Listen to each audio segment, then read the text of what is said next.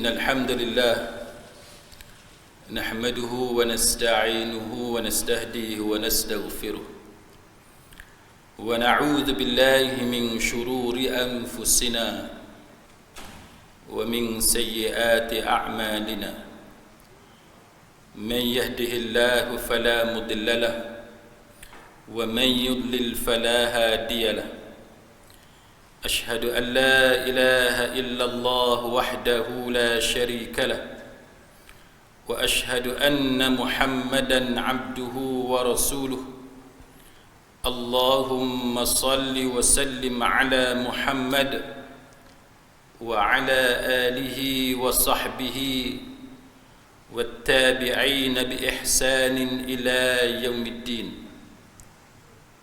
أما بعد Rabbi syarah li sadri, wahai Tuhanku, lapangkanlah dadaku ini, wa yassir li amri, dan permudahkanlah urusanku, wahlul 'uqdatam min lisani, dan uraikanlah kekeluhan lidahku, yafqahu qawli, supaya mereka memahami kata-kataku ini. Saudara-saudari, sahabat sahabiah, muslimin muslimat rahimakumullah, pada malam ni kita sambung semula pengajian berdasarkan kitab Ad-Da' wad-Dawa', kitab yang membicarakan tentang penyakit dan pengubatannya, bagaimana nak mengubati, merawat penyakit itu, termasuklah semua jenis penyakit yang berlaku kepada manusia, sama ada penyakit fizikalnya ataupun penyakit yang berbentuk dalaman, spiritual dan seumpamanya, yang mana kitab ini disusun oleh Imam Ibn Qayyim Al-Jauziyah rahimahullahu ta'ala. Dalam pengajian kita yang lalu, kita telah membicarakan tentang apa yang disebut oleh Imam Ibn Qayyim tentang proses rawatan itu dia berbeza. Dia bergantung kepada perawat, dan dia juga bergantung kepada orang yang dirawat. Kalau tuan-tuan tengok pada perenggan akhir yang kita baca dalam kuliah kita yang lalu, dia menyebut tentang zikir, ayat, doa ataupun ubat, termasuk ubat sekalipun yang digunakan, sama ada untuk tujuan ruqyah ataupun tujuan rawatan untuk penyembuhan dan seumpamanya. Dia kata walaupun semua benda itu, zikir, doa, ruqyah, ubat-ubat yang digunakan itu, pada hakikatnya dia bermanfaat kepada manusia dan dia boleh menyembuhkan dengan izin Allah Subhanahu wa taala, tetapi dia sebut bahawa masih lagi bergantung kepada keadaan tubuh penerima, tubuh orang yang menerima. Itu yang kita cerita pada pengajian kita yang lalu. Dan kuatnya, sejauh mana kuatnya pengaruh orang yang mengubati, yang saya cerita dalam kuliah kita yang lalu, sampai tahap doktor pun, yang jadi surgeon, yang jadi pakar bedah pun, walaupun mereka ni sama-sama pakar bedah, tapi tahap kepakaran itu berbeza, kan? Tahap kemahiran itu berbeza. Tangan dia, cara dia potong tubuh pesakit dia, cara dia jahit, jahitan dia itu kemas ataupun tidak kemas dan sebagainya, itu berbeza. Walaupun mereka ini doktor, walaupun mereka ini surgeon, pakar bedah. Jadi itulah yang disebut oleh Imam Ibn Qayyim Al-Jauziyah rahimahullahu ta'ala. Dia proses rawatan dan juga kadar penyembuhan itu dia berbeza. Sama ada kita guna ruqyah, kita apa kita nama sekalipun, doa, zikir, apa-apa bacaan yang kita baca, termasuk menggunakan ubat-ubatan, sama ada ubat-ubatan itu ubat-ubatan tradisional ataupun ubat-ubatan moden yang kita panggil drugs sekarang ini. Baik. Maka daripada itu kita akan sambung selepas daripada perenggan itu berkenaan dengan efek penyembuhan itu, tentang bagaimana kadang-kadang hilang dengan sebab fizikal, keadaan fizikal pesakit ataupun penderita yang tidak sesuai dengan ubat tersebut. Ini macam kita belajar sekarang lah, kan? Kalau sesiapa yang terlibat dalam bidang medical, dia tahu Hatta kita yang tak terlibat dalam bidang medical pun, kita sebagai pesakit, bila kita pergi klinik, kita pergi hospital, doktor nak bagi ubat, dia akan tanya, Pak Cik ada alahan ke, alergik ke kepada mana-mana ubat sebagai contoh. Maka itu menunjukkan kepada kita bahawa ini telah disebut oleh Imam Ibn Qayyim Al-Jauziyah rahimahullahu ta'ala, bahawa keadaan pesakit itu sendiri kadang-kadang dia tak sesuai dengan ubat ataupun proses rawatan yang tertentu. Jadi tahap penerimaan itu berbeza di antara pesakit tertentu dengan pesakit yang lain. Baik, maka kita masuk pada perenggan seterusnya. Demikian pula ruqyah. Demikian pula ruqyah. Apabila jiwa pesakit ataupun jiwa penderita mampu menerima ruqyah dan ta'awuz tersebut dengan sempurna, sementara pihak yang meruqyah memiliki pengaruh dan semangat yang kuat, maka ruqyah tentu akan memberikan kesan yang positif dalam menghilangkan penyakit. Baik, dalam perenggan ni Imam Ibn Qayyim Al-Jauziyah dia bercerita tentang ruqyah. Ruqyah ni kalau tuan-tuan masih ingat, kita pernah sebut sepintas lalu berkenaan dengan apa yang dipanggil sebagai ruqyah. Sehingga kan saya ada menyebut kepada tuan-tuan sebelum daripada ini bagaimana ruqyah, bila kita sebut ruqyah, maka tuan-tuan boleh tengok apa pendapat seperti pendapat Syekhul Islam Imam Ibn Taymiyah rahimahullahu ta'ala.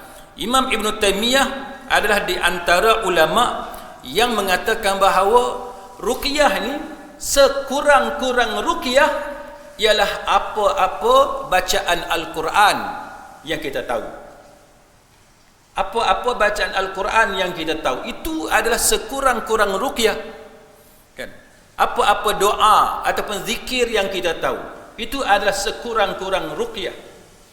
Kalau kita tahu baca surah Baqarah ayat 1 sampai 5, ayat kursi, amanar rasul, kan, 2 kul, 3 kul, 4 kul dan sebagainya, itu lebih baik. Tetapi apa yang disebut oleh para ulama seperti Imam Ibn Taymiyah rahimahullahu ta'ala, dia kata bahawa bila sebut ruqyah ni, dia adalah bacaan yang sekurang-kurangnya mana-mana ayat Quran yang kita tahu. Dan dia kata bahawa apabila seseorang pesakit itu dia menerima ruqyah, dia bergantung kepada keadaan pesakit sejauh mana dia boleh menerima ruqyah tersebut ataupun dia tak boleh menerima bacaan ruqyah tersebut. Maka dia sangat bergantung kepada keadaan pesakit itu. Baik, maka para ulama mengingatkan kepada kita bahawa kita perlu berhati-hati walaupun dengan ruqyah. Walaupun namanya ruqyah syar'iyah, kita kena hati-hati. Sebab di kalangan manusia yang mendakwa bahawa mereka tahu meruqyah, mereka tahu membaca ruqyah syar'iyah, ada di antara manusia yang mengambil kesempatan, kan, yang mengambil kesempatan.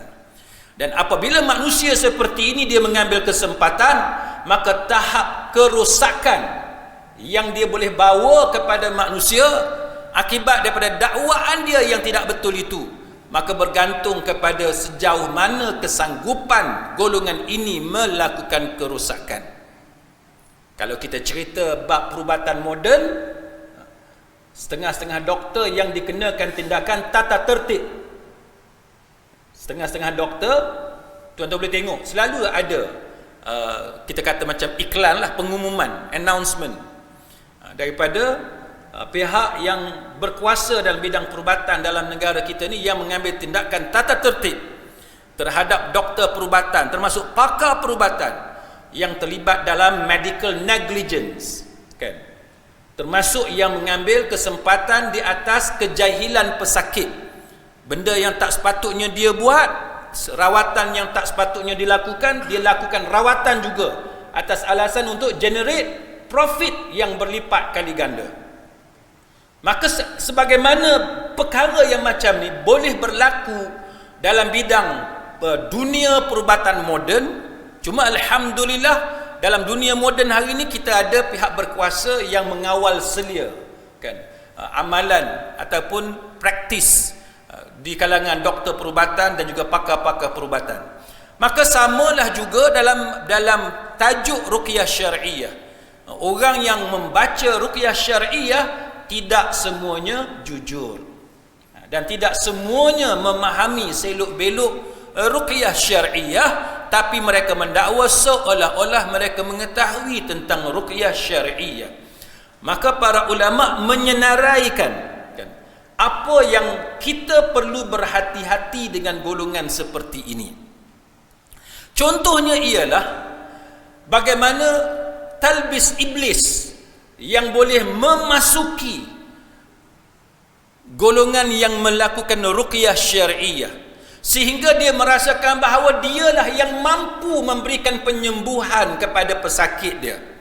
Ini cara iblis masuk ke dalam diri manusia, sehingga datangnya perasaan ujub, takabur di kalangan orang yang melakukan ruqyah, seolah-olah dia sahaja yang pandai ruqyah dia sahaja yang boleh memberi kesan penyembuhan yang baik, ruqyah dia sahaja yang boleh menyembuhkan pesakit yang orang lain tak berkesan.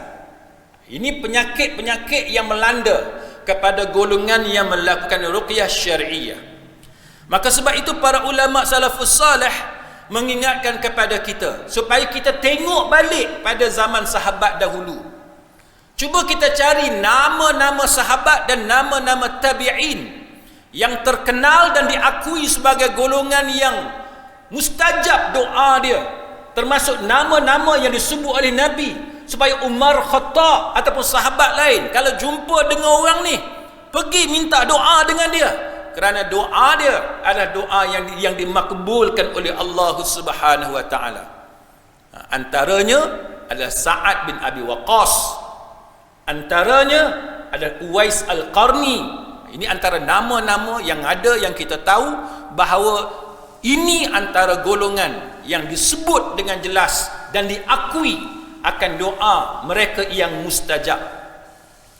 Walaupun Nabi menyebut dengan jelas supaya sahabat kalau jumpa dengan Uwais Al-Qarni suruh dia minta doa sebagai contoh, ataupun Sa'ad bin Abi Waqqas yang juga dikenali sebagai seorang yang mustajab doa, tetapi para ulama mengatakan bahawa kita tidak menemui mana-mana athar ataupun mana-mana riwayat yang menunjukkan betapa Sa'ad bin Abi Waqqas ataupun Uwais Al-Qarni, rumah-rumah mereka ini dikunjungi berbondong-bondong, ramai orang nak pergi ruqyah dengan dua orang ni. Tak ada. Tak ada. Padahal mereka ini, nama-nama ini memang disebut. Tapi kenapa sahabat-sahabat Nabi, kenapa para tabi'in tidak pergi ramai-ramai rumah Uwais Al-Qarni, tak pergi ramai-ramai rumah Sa'ad bin Abi Waqqas? Kita hari ni tuan-tuan ambil nombor. Kita hari ni ambil nombor. Padahal orang tu tak dikenali sebagai doa dia mustajab, dimakbulkan oleh Allah. Apatah lagi kalau kita nak cakap dia soleh ke, takwa dia dan sebagainya. Ni orang yang diakui tuan-tuan di kalangan sahabat dan tabi'in, seperti Sa'ad bin Abi Waqqas dan Uwais Al-Qarni. Tuan-tuan carilah, tidak ada mana-mana riwayat, tidak ada mana-mana athar yang menunjukkan bahawa mereka ini dikunjungi oleh ramai sahabat dan ramai tabi'in untuk meruqyah penyakit ataupun masalah yang mereka alami. Ini kehidupan sebenar salafus salih. Sebab tu kita tuan-tuan janganlah sampai ke tahap kita ni terpedaya kan. Ruqyah, ya kita ruqyah, kita akui ruqyah syar'iyah, tetapi jangan mudah tertipu dengan golongan yang suka mengambil kesempatan seolah-olah doa dia sangat-sangat mustajab. Ini bahaya, kerana kita sangat dianjurkan untuk meruqyah diri sendiri. Sebab tu peruqyah yang baik diajar kat kita supaya kita ruqyah diri sendiri dulu. Itu peruqyah yang baik, yang betul, landasan dia. Peruqyah yang berkemungkinan, saya tak kata mesti dia ni tak bagus tak, tapi berkemungkinan tak bagus, ialah kalau kita tanya dia, benda pertama dia kata kena jumpa dia. Dia tak ajar pun kat kita cara nak ruqyah. Itu petanda-petanda yang tidak bagus. Maka para ulama menyenaraikan contoh-contoh kesilapan di kalangan masyarakat dalam soal ruqyah syar'iyah. Antaranya ialah bagaimana budaya meminta bayaran dengan cara-cara yang tertentu. Bukan kata tak boleh upah, kan? Bukan kata tak boleh, dan memang ada hadis pun yang membenarkannya. Tapi kita kena berhati-hati dalam masalah ini. Jangan salah faham tuan-tuan. Upah bukan tak boleh, itu memang ada hadis yang membenarkannya. Tetapi kita kena perhatikan supaya kita tidak tertipu, kita tidak diperalatkan. Orang tak ambil kesempatan di atas masalah penyakit yang kita alami. Itu maksud dia. Contohnya apa dia? Yang pertamanya iaitu golongan yang melakukan ruqyah, dia menekan atau memaksa kita supaya membuat bayaran upah dengan kadar yang tinggi. Yang ni kena hati-hati. Kalau tuan-tuan ada penyakit, ada masalah, jumpa dengan orang yang boleh meruqyah, dia minta upah yang melampaui batas. Kalau macam tu sahaja, baik tuan-tuan, abaikan peruqyah macam tu, tinggalkan dia. Tak payahlah, kan? Tak payahlah kita nak berubat dengan orang macam tu, sebab itu tanda-tanda yang disebut oleh para ulama sebagai peruqyah yang melakukan yang terlibat dalam kekeliruan dalam meruqyah, yang berkemungkinan menyeleweng daripada landasan yang benar. Itu satu. Kita nak cam peruqyah yang tak betul ni. Nombor satu, dia minta upah yang sangat tinggi. Satu. Yang kedua, kan? Yang kedua, apabila dia tak mau meruqyah kita kecuali ada deposit. Kena bayar dulu deposit berapa ratus. Deposit pun dah ratus dah tuan-tuan. Maka sesiapa yang melakukan ruqyah, dia minta deposit, kita tak kata dia mesti jahat, tidak, tapi ini tanda-tanda awal berkemungkinan mereka termasuk peruqyah yang suka mengambil kesempatan daripada pesakit. Bila dia tetapkan satu kadar yang tinggi untuk dipanggil sebagai wang pendahuluan ataupun deposit ataupun cengkeram, apa-apa istilahlah, tu belum lagi selesai rawatan. Ni bayaran pendahuluan pun dah kita tengok dah pelik dah. Itu yang kedua, tanda yang kedua. Yang ketiga, tuan-tuan sekalian, apabila kita boleh lihat cara dia merawat kita, meruqyah kita, kita boleh perasan dia sengaja nak berulang-ulang kali proses rawatan. Ini kena hati-hati. Bila nampak sahaja kecenderungan, dia nampak macam nak cenderung untuk ulang balik, lepas tu datang balik, lepas tu kena datang balik, maka kita kena hati-hati. Proses ruqyah seperti itu, dan kita boleh nampak dia seolah-olah nak memanjangkan waktu rawatan tersebut, proses rawatan. Ini kita kena perhatikan keadaan seperti ini. Ataupun sebahagian peruqyah dia kata dia tak ambil upah, tapi dia ada cara lain, dia nak ambil duit kita, iaitu dia kata kena beli air yang dia sediakan. Dia kata bab rawatan dia tak ambil upah, tapi air ni nak kena beli berapa-berapa. Itu adalah contoh di antara cara ruqyah yang diperingatkan oleh para ulama kepada kita. Baik, kemudian selain daripada itu, jikalau peruqyah itu menggunakan zikir-zikir yang tidak diakui oleh para ulama yang muktabar. Kita bunyi macam zikir, tetapi kita tengok dalam Quran tak ada, kita tengok dalam hadis-hadis Nabi pun tak ada, dan ulama-ulama muktabar pun tidak mengamalkan zikir tersebut. Maka kita kena berhati-hati dengan ruqyah seperti ini. Walaupun bunyi dia tu kita dengar, telinga kita dengar seperti zikir. Kita kena berhati-hati dengan zikir-zikir yang baru atau zikir-zikir yang asing, yang kita tak pernah dengar selama kita duduk belajar ni, kita kena hati-hati dengan zikir-zikir seperti itu. Ataupun dia menentukan, dia kata balik nanti makcik kena amalkan zikir ni.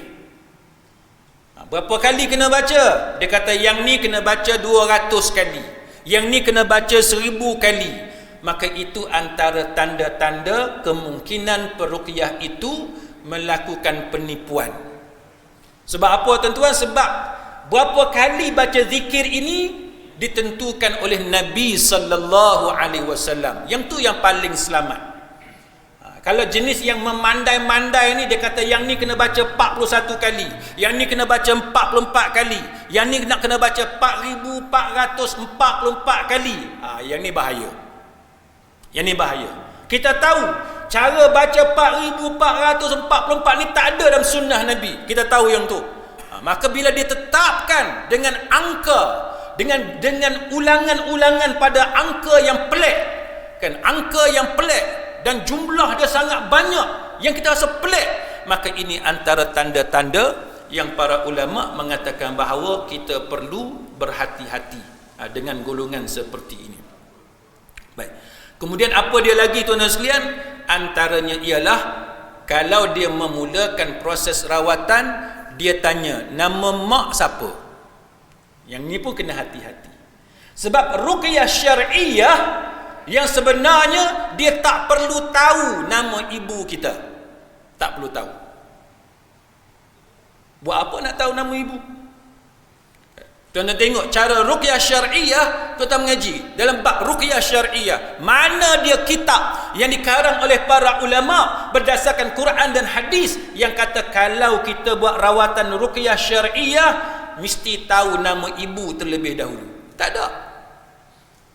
Jadi bila tuan-tuan pergi jumpa dengan satu orang, walaupun orang tu kita panggil dia ustaz sekalipun, walaupun kita panggil dia datuk guru sekalipun, tapi kalau dia memulakan rawatan dia dengan bertanya kepada kita siapa nama ibu kita, maka itu tanda-tanda awal yang menunjukkan berlaku penyelewengan ataupun ketidakaslian, tak selari ruqyah syar'iyah itu dengan Al-Quran dan juga sunnah. Kemudian kita nak cak macam mana lagi ruqyah syar'iyah yang tak betul. Antaranya dia minta kita bagi dekat dia benda-benda yang pernah kita pakai ataupun ahli keluarga kita yang sakit tu pakai. Yang ni pun kena hati-hati. Dia kata kena bawa lah baju yang anak makcik tu. Kita cerita kat dia anak kita ni dah putus tunang, lepas tu nampak macam kena buatan orang, tak tahulah tunang dia ke buat ataupun kekasih lama dia, kekasih gelap buat ke apa ke, kita tak tahu. Maka tiba-tiba ustaz ni ataupun Tok Bomo ni dia kata bahawa kena bawa baju yang pernah dipakai yang belum dibasuh oleh anak kita tadi. Maka itu tanda-tanda berlakunya kesesatan dalam amalan ruqyah ataupun dalam amalan dalam proses rawatan itu. Jadi perbuatan minta baju yang pernah dipakai ke, pakaian dalam yang pernah dipakai ke, apa-apa yang pernah dipakai adalah satu tanda antara tanda yang menunjukkan bahawa berlaku kesesatan di dalam proses rawatan tersebut. Lepas tu bab menyembelih binatang pun sama. Kalau dia minta kita sembelih apa-apa binatang, itu juga tanda kesesatan. Ataupun dia menulis perkataan-perkataan yang bila kita tengok kita tak faham. Kita nak kata ayat Quran bukan ayat Quran, nak kata hadis pun bukan, kita tak faham perkataan itu. Maka itu tanda kesesatan ataupun kesilapan di dalam ruqyah tersebut. Ataupun dia bagi barang kepada kita untuk kita tanam dekat mana-mana dalam rumah kita.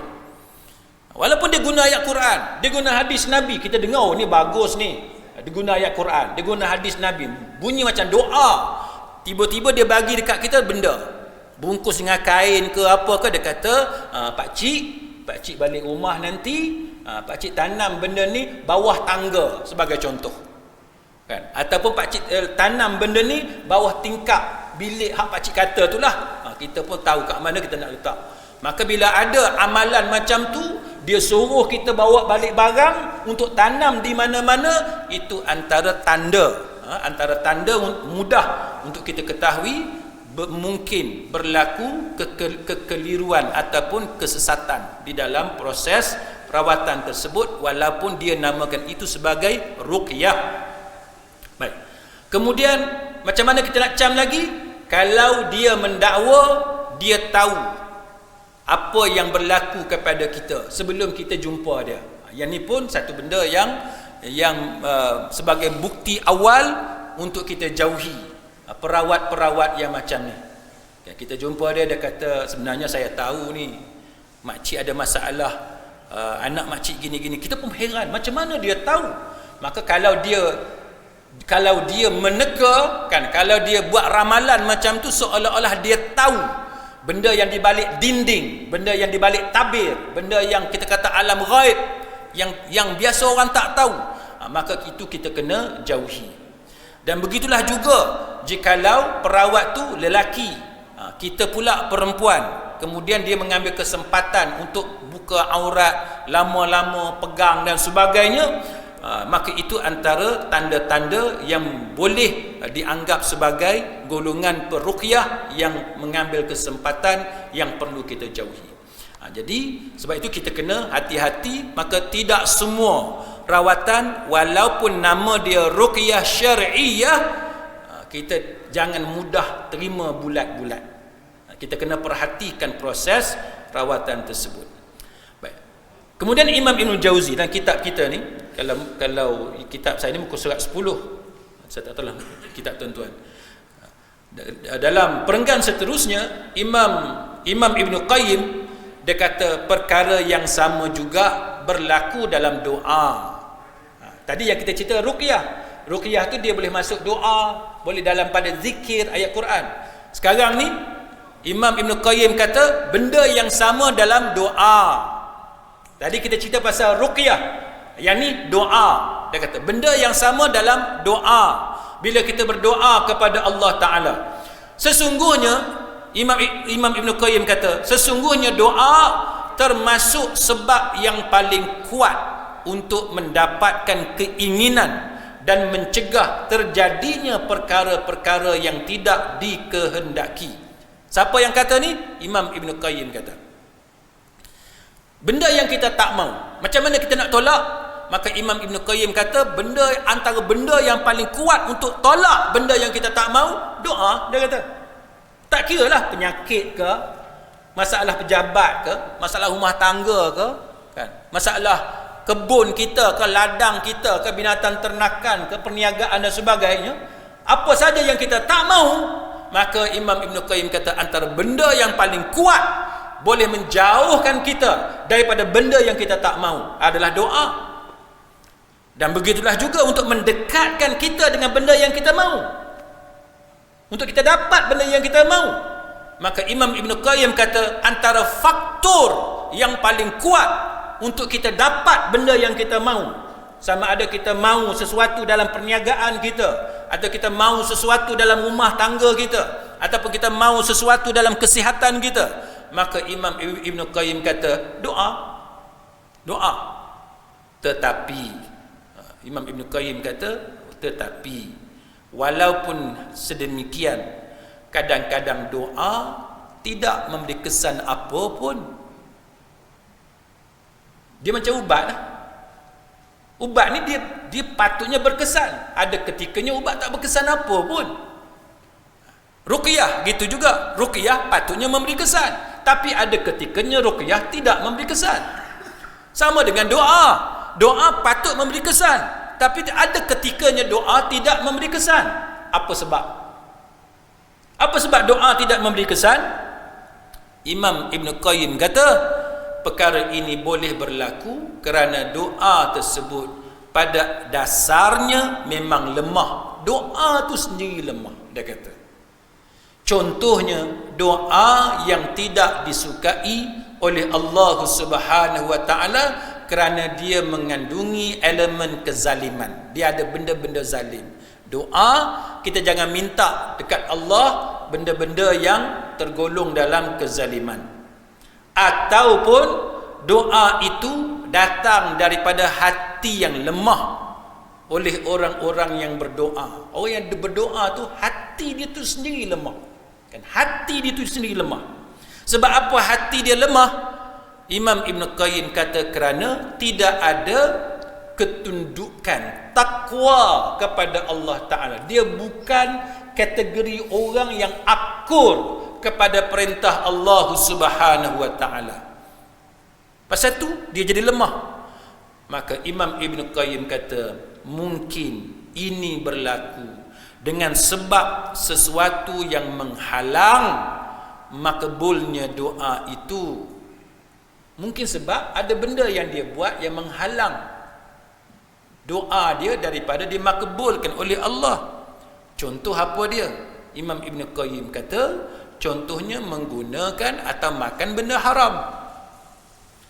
Yang kedua, dia kata kita buat zalim.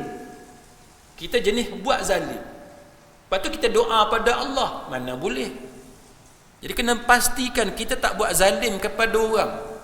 Ataupun Imam Ibn Qayyim kata hati dia tertutup. Hati dia ni tak bersih, kotor sampai tertutup. Dengan sebab apa? Dengan sebab banyaknya maksiat yang dia buat. Dia tu sendiri banyak buat maksiat. Ataupun Imam Ibn Qayyim kata kerana jiwa dia dikuasai atau dikalahkan oleh nafsu syahwah, atau dia sendiri seorang yang lalai. Ini adalah faktor-faktor yang disebut oleh Imam Ibn Qayyim kenapa doa itu boleh terhalang.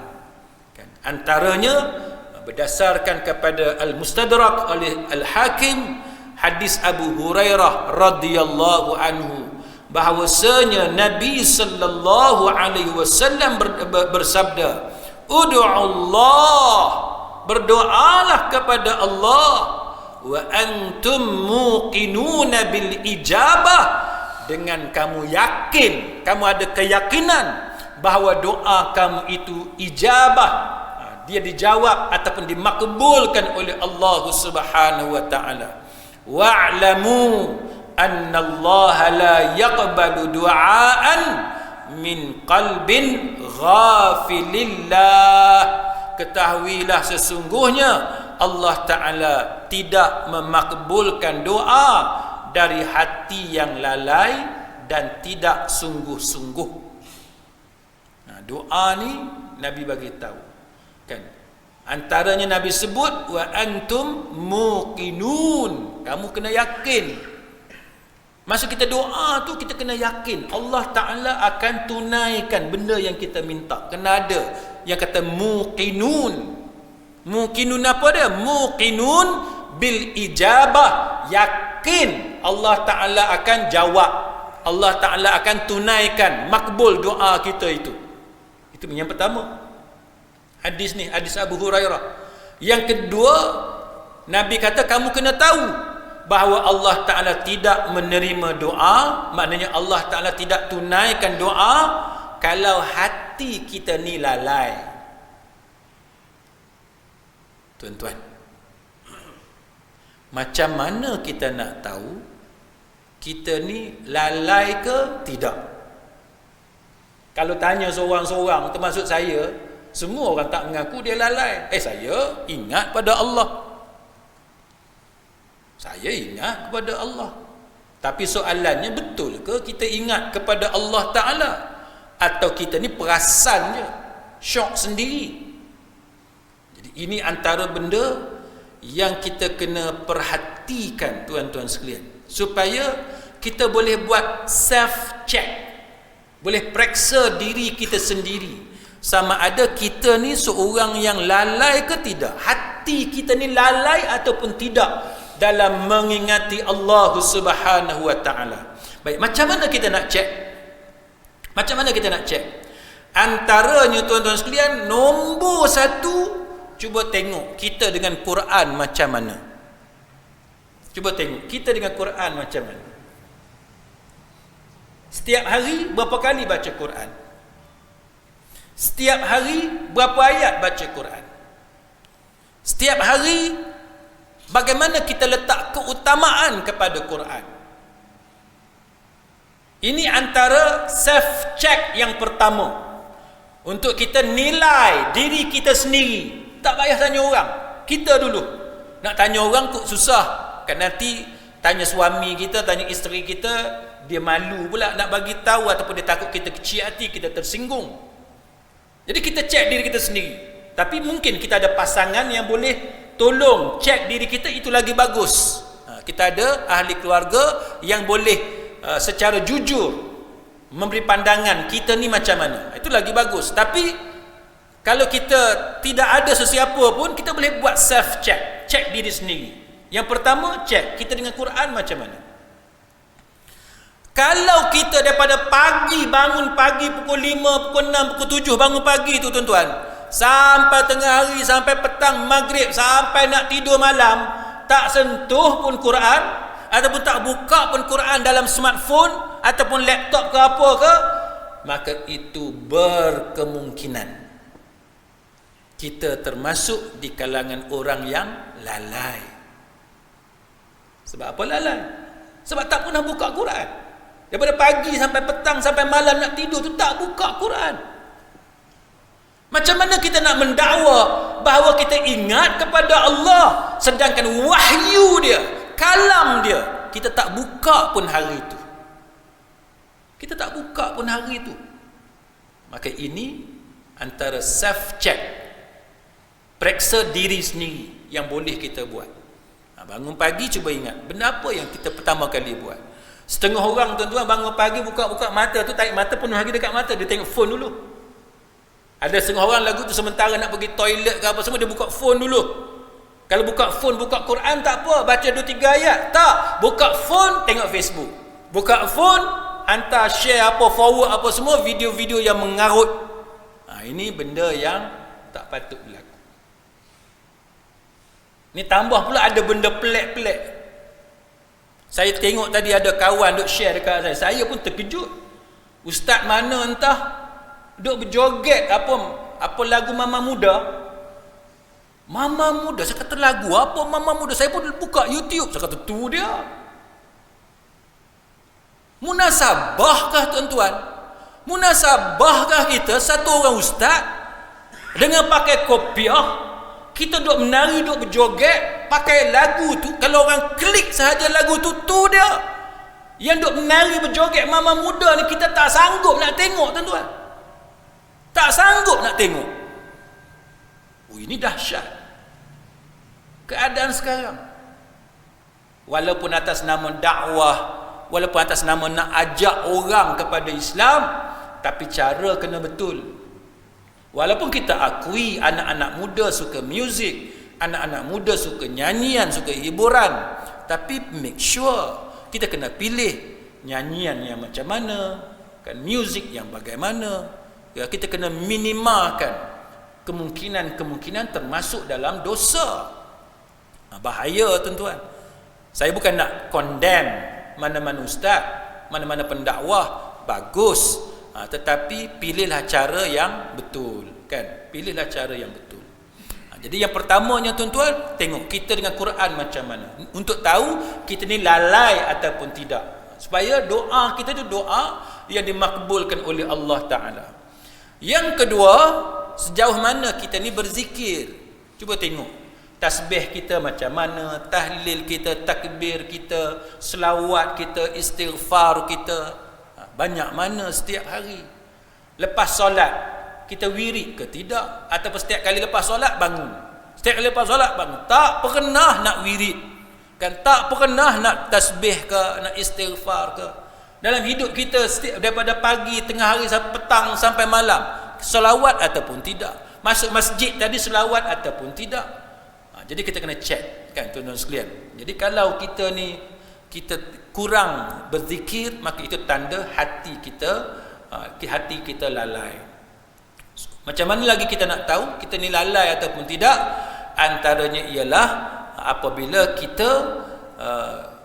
kita ni jenis, kita termasuk dalam kategori orang yang malas berdoa. Setiap hari cuba kita bilang berapa kali kita berdoa kepada Allah. Cuba bilang. Kalau tuan-tuan ingat, kita sembahyang subuh tu pun Nabi dah ajarkan doa.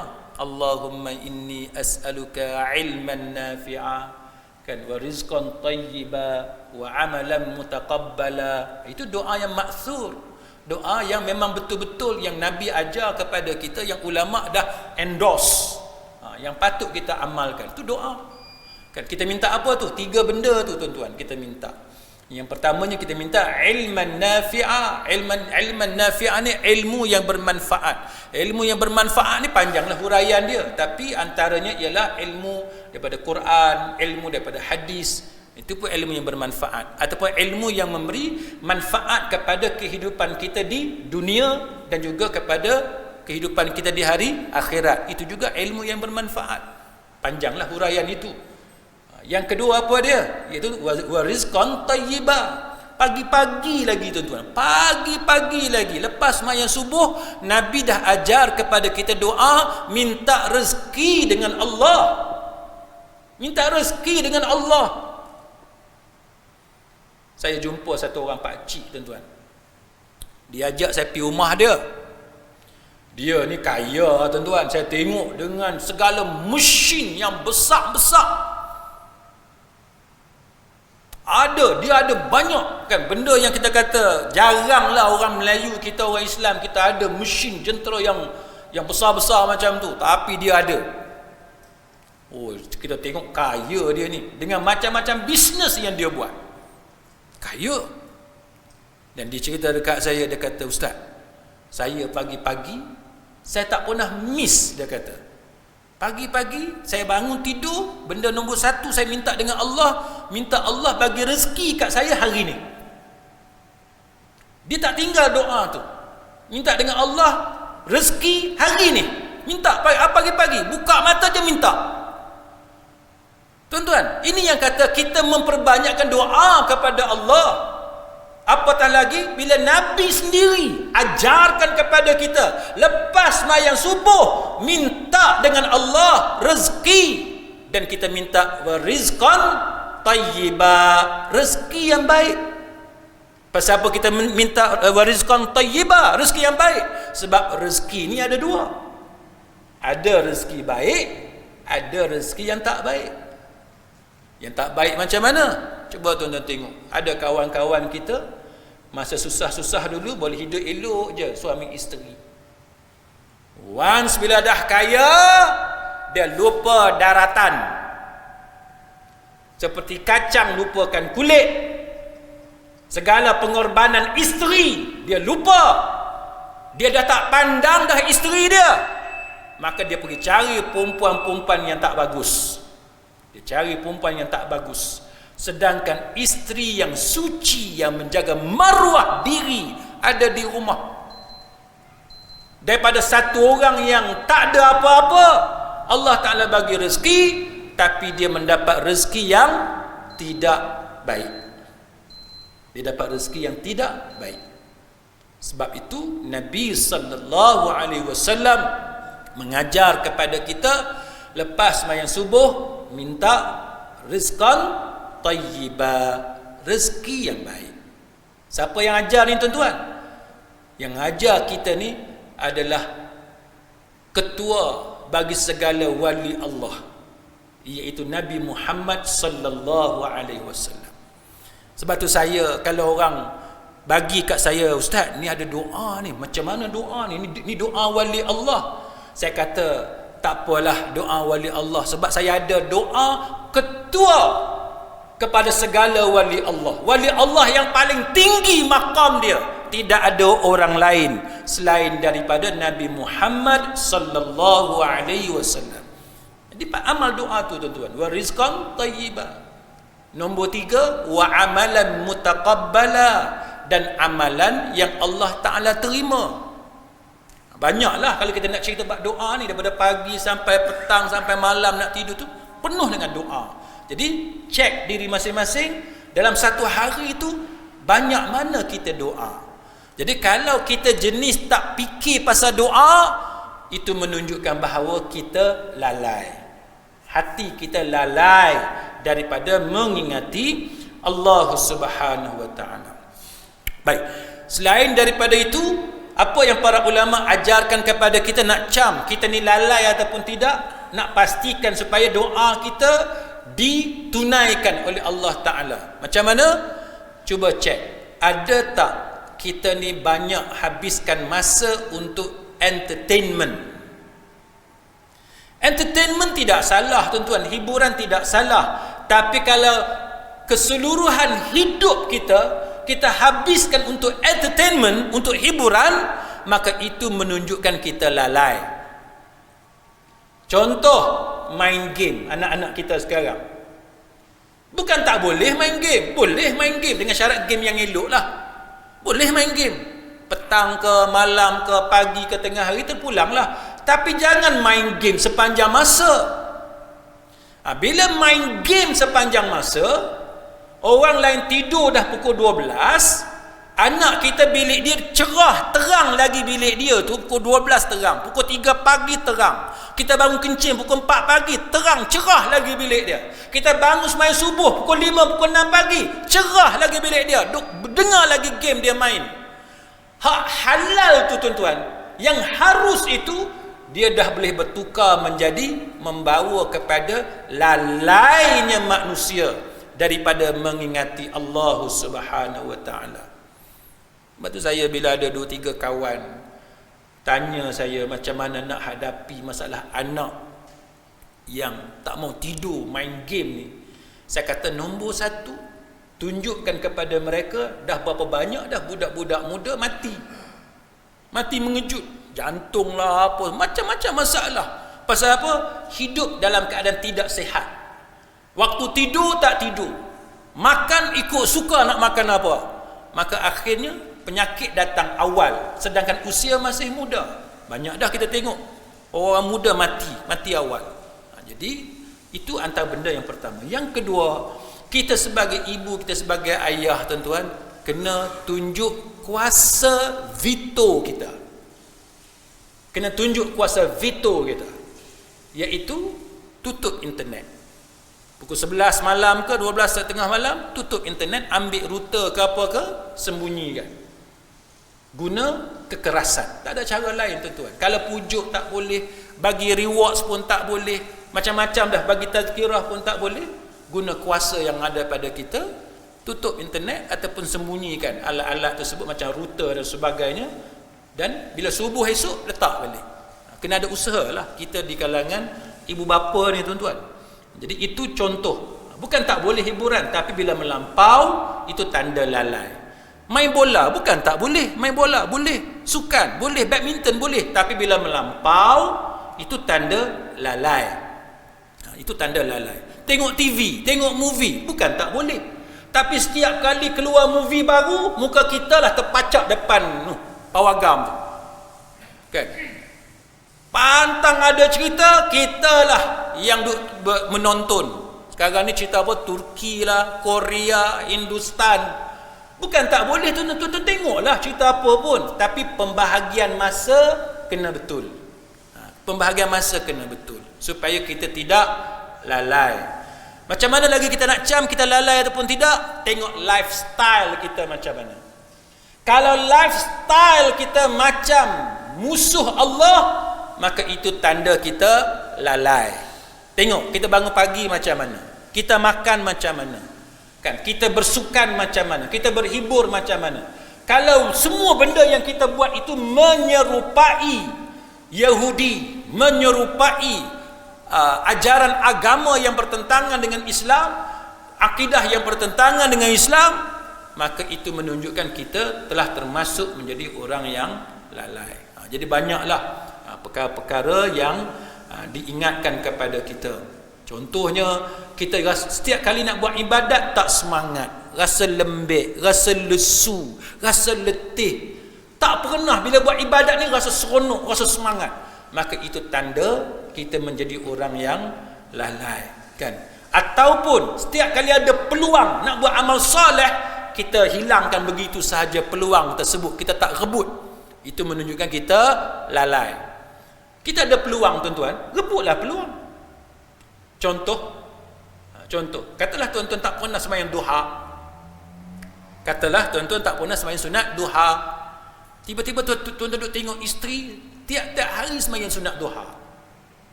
Contoh, nampak isteri sembahyang sunat duha. Kita ni ada masa isteri sembahyang sunat duha, kita duduk tengok TV. Jadi kalau tak pernah kita ambil peluang tengok isteri sembahyang sunat duha, kita pun ambil air sembahyang juga, wuduk, kita pun sembahyang sunat duha juga. Kalau tidak ada yang tu tuan-tuan, itu menandakan kita seorang yang lalai. Nampak isteri kita baca Quran, tak pernah terdetik dalam hati kita ni, aku pun nak baca Quran jugalah.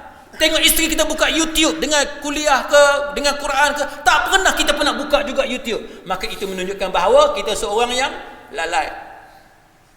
Naik kapal terbang, ada beberapa channel radio dekat armrest tu, tak pernah nak cucuk bacaan Quran, Sudais ke apa ke, tak pernah. Duk cucuk lagu je, music, movie je. Naik train pergi Europe dan sebagainya, tengok benda-benda tu je. Tak pernah bila ada channel yang Islamik, tak pernah nak try dengar yang tu. Itu tanda kita lalai. Hati tu tak pernah cenderung kepada agama, sentiasa cenderung kepada hiburan. Itu tanda lalai. Saya dah sebut tadi, bukan tak boleh berhibur, bukan tak boleh tengok movie, bukan tak boleh hobi-hobi sukan apa semua ni, boleh. Tapi kalau sampai hati tak pernah nak pilih channel agama, tak pernah nak pilih channel untuk baca Quran, tak pernah, sentiasa memilih hiburan, sentiasa memilih sports dan sebagainya, itu tanda hati kita lalai. Ini yang kita self check, kita cek diri masing-masing tuan-tuan. Ataupun tengok sekeliling kita, kita suka berkawan dengan siapa? Kalau kawan kita tu semua jenis tak ingat masjid, semua jenis tak ingat nak sembahyang, itu kita seorang yang lalai. Kan? Kita seorang yang lalai. Kita boleh tahu siapa yang keliling kita, aktiviti harian kita apa dia. Kan? Jadi ini antara perkara-perkara yang kita perlu buat self check. Maka nak elak macam mana tuan-tuan? Nak elak, kita kena usahakan supaya diri kita berlawanan dengan apa yang saya sebut tadi. Kita kena jinak-jinakkan diri kita dengan Quran contohnya. Ambil satu hari dulu, dalam satu hari itu tuan-tuan, waktu mana yang kita rasa paling selesa kita dengan Quran. Bacalah 2-3 ayat dulu pun tak apa, separuh page, separuh muka surat dulu pun tak apa. Kan? Itu cara dia tuan-tuan. Kita jadi seorang yang buat baik pada orang lain, sentiasa memaafkan kesalahan orang dan sebagainya, sentiasa duduk dalam majlis ilmu, menyintai majlis ilmu. Mula-mula kena paksa lah, kan? Kita kena paksa. Cari dulu yang ringan-ringan dulu, jangan yang heavy sangat. Kalau heavy mungkin kita tak mampu nak ikuti pengajian tu. Sebab belajar ilmu agama ni tentu dia ada banyak level, kan? Dia ada banyak level. Setengah-setengah masjid dia tak ada silibus pun, kan? Dia panggil ustaz mana-mana ajar kitab dan sebagainya. Jadi tuan-tuan kena pandai pilih, mengikut level tuan-tuan. Tuan-tuan rasa level ni tinggi sangat, cari level yang rendah. Ataupun tuan-tuan tengok ustaz ni tak sesuai dengan saya sesuai dengan ustaz ni, tak apa, cari yang sesuai dengan jiwa kita dahulu, kan? Itu cara kita berjinak-jinak, kan? Cara kita berjinak-jinak dengan agama. Jadi kemudian Imam Ibn Qayyim mengatakan bahawa dengan sebab kita menggunakan benda-benda haram, kita menggunakan benda-benda haram, kan? Benda haram ni dia ada dua tuan-tuan. Benda haram dia ada dua yang tuan-tuan kena tahu. Satu, dia haram bukan dia tu sendiri haram, tapi cara kita mendapatkan itu haram. Itu nombor satu. Dia haram sebab cara kita dapatkan. Kita makan ayam, tapi ayam tu kita tak bayar, kan? Makan nasi ayam tapi tak bayar. Nasi ayam tu tidak haram, tapi dia jadi haram pasal kita makan tak bayar. Makanan tu haram. Duit tidak haram, tapi duit tu kita dapat dengan cara riba, haram. Dengan cara judi, haram. Itu haram yang jenis kategori yang pertama.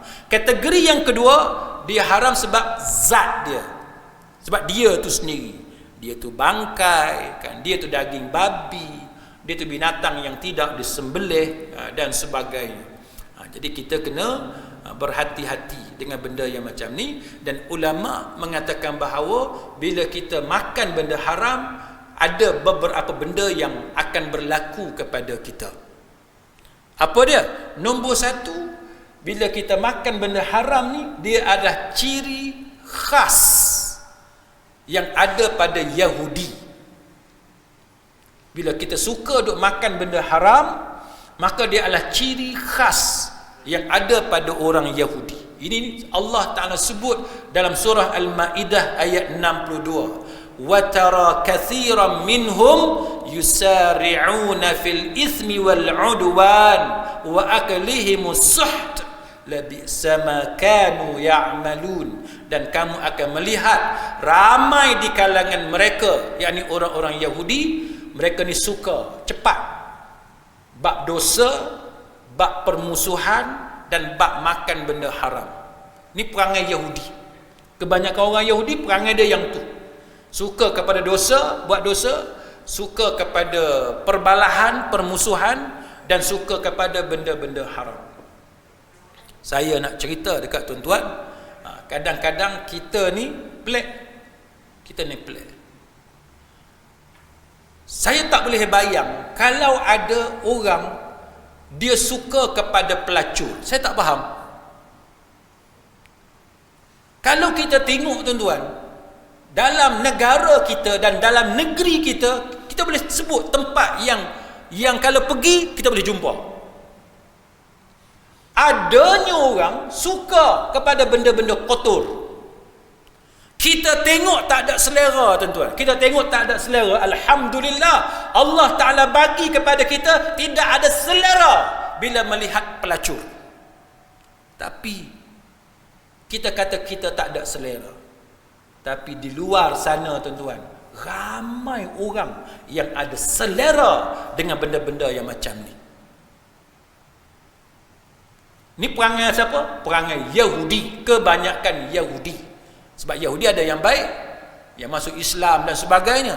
Tapi Allah Ta'ala sebut kebanyakan daripada mereka suka benda-benda dosa, kan? Suka kepada perbalahan, permusuhan, suka bergaduh, dan suka kepada makan benda-benda yang haram. Jadi itu yang merosakkan golongan Yahudi. Yang kedua, orang yang suka makan benda haram ni, na'udzubillah, tempat dia dalam neraka. Sebab dalam diri dia, daging dia ni tumbuh dengan benda-benda yang haram. Jadi ini yang dipesan oleh Nabi. Nabi kata kepada Ka'ab bin Ujrah, ya Ka'ab bin Ujrah, Nabi kata, wahai Ka'ab bin Ujrah, sesungguhnya tidaklah tumbuh setiap daging yang diberi makanan daripada benda yang haram, melainkan nerakalah yang berhak untuk membakar. Yang ketiga, kalau kita makan benda haram ni tuan-tuan, bukan setakat doa tidak makbul, tapi dia menyebabkan kehinaan kepada kita. Menyebabkan kita ni dihina.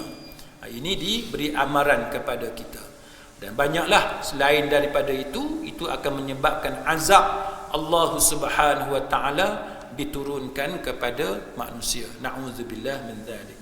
InsyaAllah dalam kuliah kita akan datang, kita akan sambung perbahasan berkenaan dengan doa ini sebagaimana yang diulas, yang ditulis oleh Imam Ibn Qayyim Al-Jauziyah dalam kitab dia Ad-Da' wad-Dawa, insyaallah. Wallahu a'lam. Aqulu qawli hadha wa astaghfirullahal azim li wa lakum. Wassalamu alaikum warahmatullahi wabarakatuh.